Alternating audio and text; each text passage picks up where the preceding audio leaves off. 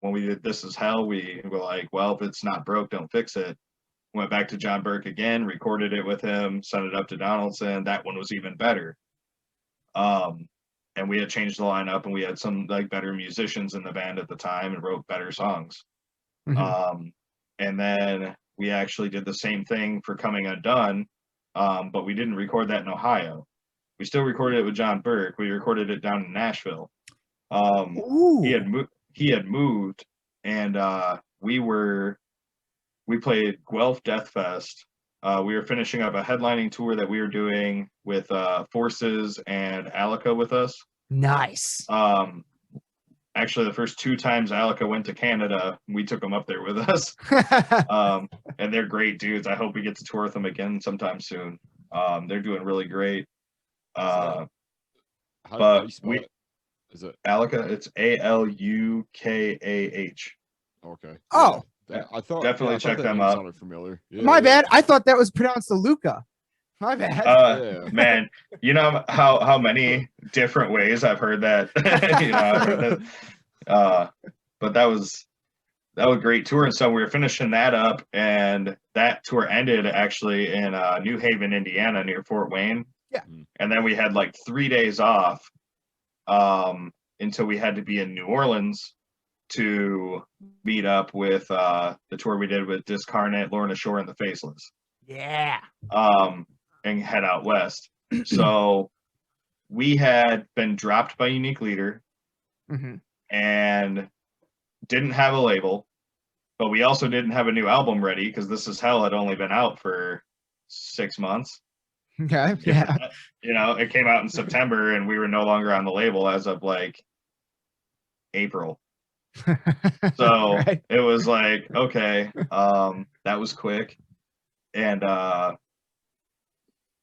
Chris had started up Legend Recordings and signed his initial deal with Universal Music Group and In Grooves and everything for distribution, everything. And he goes, hey, man, if we can't find, or if we don't get a big label offer, I'll just sign you guys. Like, we've been working together since 2013. I believe in this band. I'll just sign you guys. Oh, yeah. And we'll put it out on my label, and we'll do what we want. That kind of thing. And I was like, okay, cool. That sounds good. So shortly after, we signed to Legend for a new album, but they knew it was going to be a while before we had a new album. We were in the middle of a tour cycle for our last one. And we were in a position that, we needed like some help, like some financial help with some stuff. And we needed a little help pushing it, and we were out on the road and everything. And he goes, well, if we drop some kind of single or something, the label will release it, and we can announce the label signing, and we can start like pushing it. Okay. And I'm like, okay, cool. Like, what can we do? We don't have like a new song. And we had all been talking, like throwing around the idea of doing a cover for a while. And it wasn't, everybody had different ideas we had been throwing around for the cover. And then we landed on, the Scum video. There's a million comments on there. They're like, oh, deathcore Korn. Because we all had like dreads and played 7 strings and all that, Like, I think one on there says like, oh, look, Korn got lost at Hot Topic or something like that.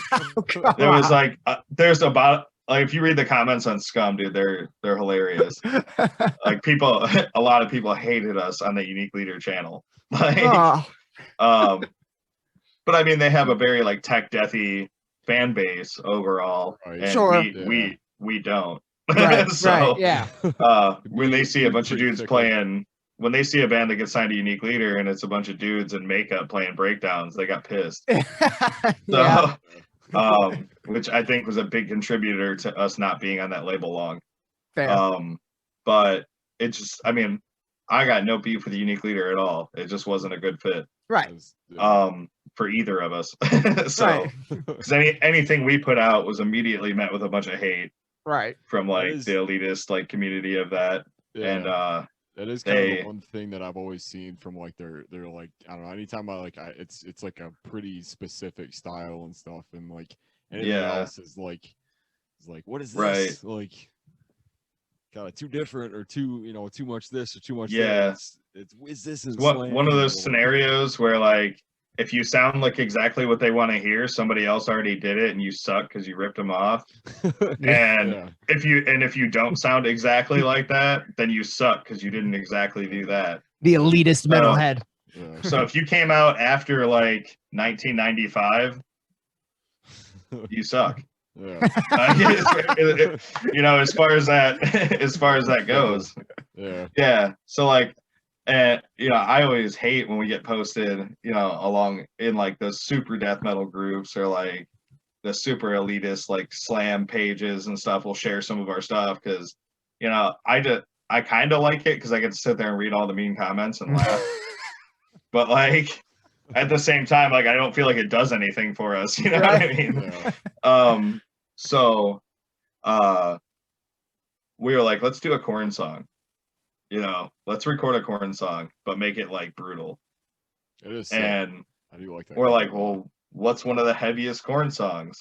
Yeah. And I was like, dude, when I was a kid and I heard Coming Undone, that da-da-da-da-da, I was like, oh yeah, I just want to break everything. Like, yeah, let's do that one. Let's do that one. And we called Johnny up and we're like, hey, dude, do you have a studio in Tennessee? And he's like, not really, but I could rent a studio.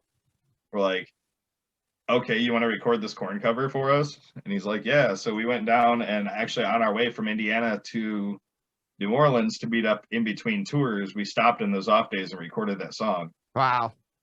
In like a rental studio, and then shopped it up to Donaldson, and he did his miracle work with it and whatever. And the label, their first move was to put that out with a giant billboard of our blood splattered logo in the middle of Times Square.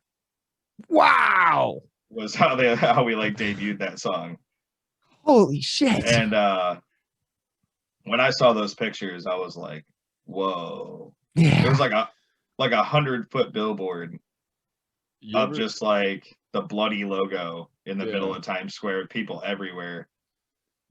Did you ever watch the like I mean I'm sure probably, but like did you ever watch like TRL or any of that stuff like when it was on? I used to, yeah, just every once in a while. Yeah. So like I always, and that was always like downtown. Like every so often, like I'd always look off in like the background and see like all the billboards and stuff. And like there was a certain point where like I'd be like, man, like how sick would it be to just have something like just displayed just for anybody that was seeing it and stuff. And, right. Like, I could imagine that was like just to see how that like just I was mind blown. Logo. Yeah. It was like the sideways one was just like the white logo with the gray metal like scratched up background, and it had all the blood splatter all over the logo that we used for the Coming Undone cover. It was that. And then the billboard above it that went like up and down said like the Convalescence Coming Undone out now on Legend Recordings, like down this huge thing. Wow. And we got pictures of it, and one day I'll get them framed because that's just cool. But that's awesome. No, that's how they debuted the song, and then it got around to Liquid Metal on Sirius XM.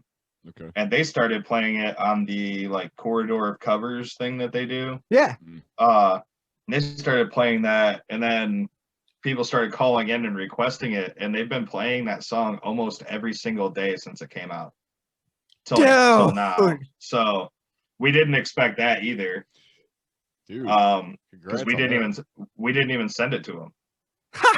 Like they just started playing it. Like that's crazy. Like, yeah, they haven't. You know, I haven't been able to like get a hold of them with any of our other music, but they'll play that Korn cover we did.